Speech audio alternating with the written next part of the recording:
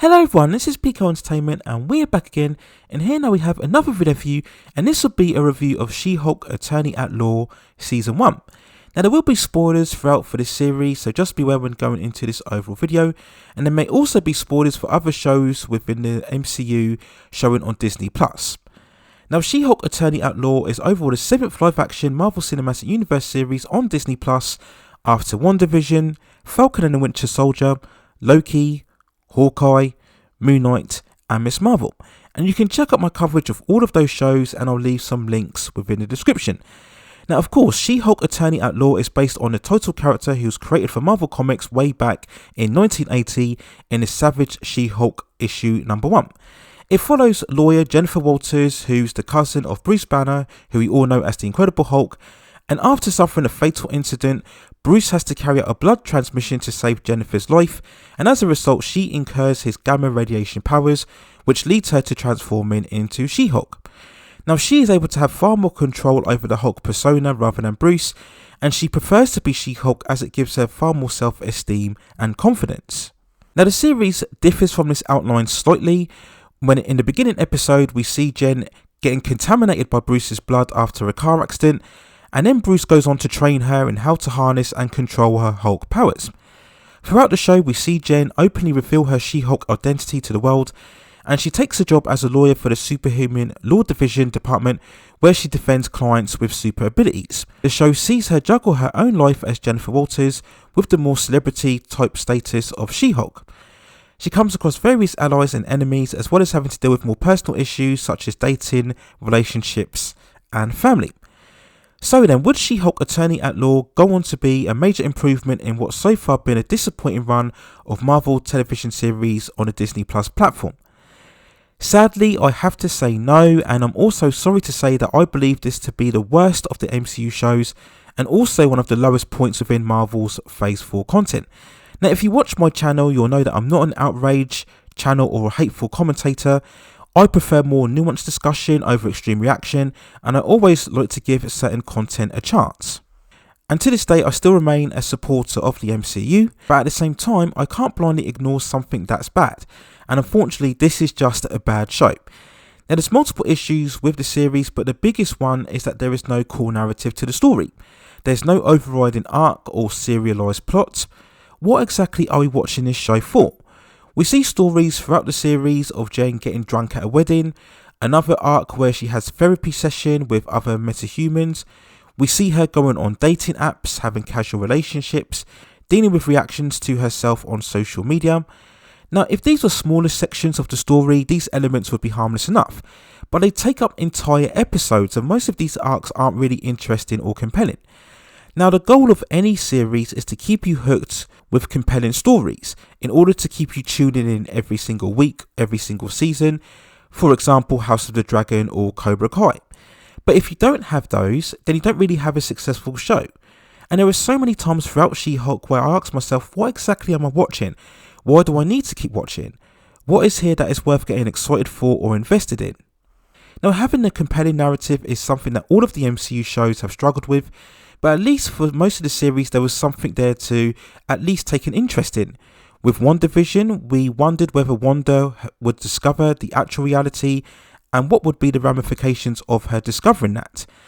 But in She-Hulk there was nothing here to engage you, and none of the little Easter eggs or cameos were really good enough to draw any further interest.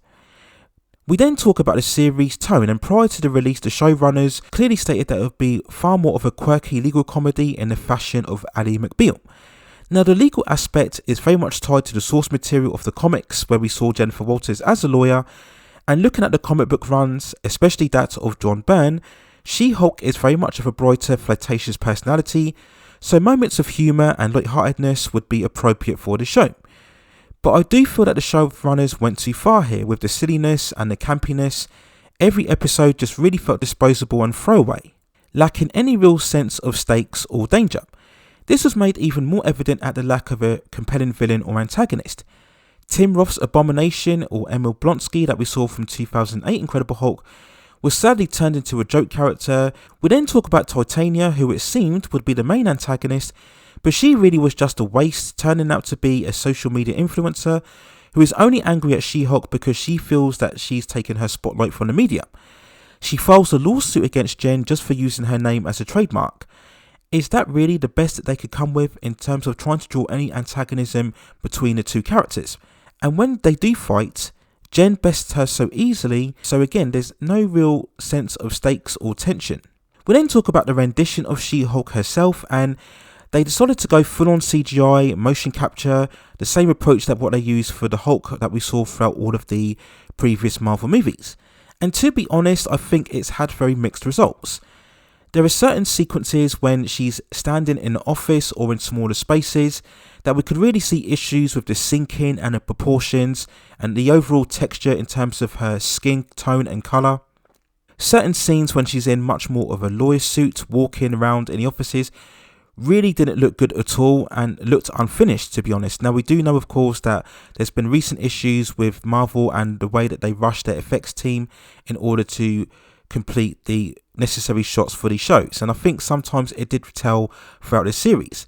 Now there were other sequences when Jen is more outside and when she's actually in her comic book costume that the overall effects did look a bit better. And to be fair, this was their first attempt at going full on CGI with this type of female form. So if we do get a season 2 of the show, I would definitely hope to see far more improvements in terms of the overall rendition of the character. And in terms of the character, we then look at Jen, and I really think they missed an opportunity here to create that overall struggle or dilemma. If we look originally at the comics, we had a clear split in personalities, where Jen was far more of a shy, introverted character, and of course She-Hulk was far more of the confident personality. As I mentioned before, Jen generally favours being She-Hulk because it gives her more confidence. So we clearly could have had some sort of contrasting struggle within this series, where perhaps we could see Jen becoming completely obsessed or even consumed by being She-Hulk, and over the course of the story we could see how her ego gets the better of her. We could have had a story where being She-Hulk seemed great to begin with, but later on it would bring its own sets of problems, and then Jen would have to make the overall decision as to stay as she is or become She-Hulk overall. Now this type of storytelling is standard 101, particularly with superheroes, so some say it's very typical or predictable, but this time of formula works, and I just think here they really missed a big chance to develop the character. For the most part, Jen and She-Hulk are basically the same personality, which makes her far less interesting as a character. She just doesn't go on any substantial arc or journey or discovery at all throughout this series. Now I wouldn't say that I found Jen to be terribly unlikable, but I just felt there was no particular reward in seeing this character and her overall transition within the show. Now I've spent so much time talking about the negatives, but there were a few positives around the series. Actress Tatiana Maslany at least performed very well as the character of Jen, and I do feel again that the interpretation of She-Hulk as a character was what you would expect from the source material in terms of her personality. I do feel that some of the breaking of the fourth wall worked as what it did in the source material. And overall, the best episodes of the series were probably the first episode where we saw Jen training with Bruce, and also episode 8, which saw the return of the interpretation of Charlie Cox's Daredevil from the Netflix series. Despite the very unappealing look of the yellow and crimson costume, and also the much derided scene of the Walk of Shame, where Matt Murdock has a casual one-night stand with Jen, I think overall they didn't butcher the character too much, and I actually liked the certain chemistry and dynamic that he had with Jen throughout that particular episode. We then quickly talk about the finale episode, which really summed up this series as a whole. We started off with Jen being arrested for raging out over the reveal of her having sex at a gala night out. She later on locates Intellica, who were the hate group behind all of the social media attacks. And then we have a group meeting later on where we see Abomination showing up and also Bruce showing up in his Hulk form. And if all of this wasn't stupid enough, we suddenly have a massive fourth wall breaking moment where ridiculously She-Hulk breaks into the menu of the Disney Plus programs, and she breaks out of the panel of the She-Hulk television show before leaping over to the Marvel Assembles window. It's all ridiculous at this point. You're watching it thinking, what the hell is going on? And then we see her later on breaking into the show writers' room, giving some sort of commentary about the show's ending. We see her later on mentioning that she has to talk to Kevin, who of course is Kevin Feige, And then she goes into another room where she's talking to some sort of computer in the ceiling who's known as Kevin. And then she gives further commentary about endings and where the MCU is going. And they're really going for this kind of meta commentary moment, and it's just beyond silly. It really is hurting your brain at this point. When I saw it for the first time, I was absolutely dumbfounded. I was really confused about what was going on. What were they trying to go for?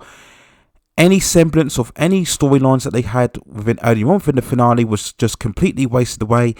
In fact, the whole show itself was wasted away, as she was making references to earlier scenes, in particularly the first episode where she got contaminated by Bruce's blood to begin with. And just the whole show was a farce. And for me, when I was watching this sequence play out, I think it was more an admission from the show writers that they really didn't know what they were doing to begin with. The whole series, as I've mentioned before in this video, was just throwaway, disposable. But that was my own opinion. I didn't really expect the writers to feel that way about the show as well. And then we just go on to the final scenes where we see them having a big, massive family dinner. We see Bruce actually showing up for real this time, coming back from his adventures from Sakaar. If you remember, he went away on the ship earlier on in the show, and then he comes back with his son. Again, this is reference to the comic book storylines, in particular World War Hulk. Again, the CGI was terrible on this. I don't really care what they do at this point with Hulk. And just the whole thing was silly. Daredevil shows up, he flies from the sky, lands on the ground, meets up with her family, and then we just end it there. And it's just all over the place, and when you think it couldn't really get any worse, it did. Overall, when I watched this finale episode and this series as a whole, I think it's a shame. There was a lot of potential here. I think She-Hulk is a great personality, and you would have felt that following the push and focus on more female characters within the MCU that we've seen in particular with Captain Marvel, with Black Widow, with Yelena Belova, and of course Kate Bishop that we saw in Hawkeye, you really would have felt that they would have made a big effort to make She-Hulk something substantial because of her abilities and her powers, her relationship with Bruce. Anybody who was invested within the MCU in general, I think even the most ardent supporters of Phase 4 can't really deny that this was really a low point within the content that we've seen so far, and particularly on Disney+. So if I had to give an overall score and rating for She-Hulk Attorney at Law Season 1, I would give it a 3.8 out of 10. I think this is just overall the worst series of all the Disney Plus shows. As I mentioned before, they've struggled a lot in terms of the quality and storytelling, but here they didn't even make an effort with the storytelling.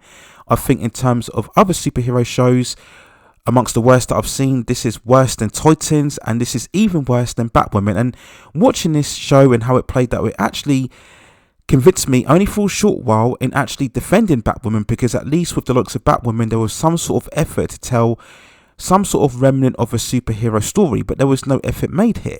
And I think the most unbelievable thing out of it all is that Kevin Feige approved this. He actually let this go through. And whilst we shouldn't tar everything under the same brush, we shouldn't generalise everything.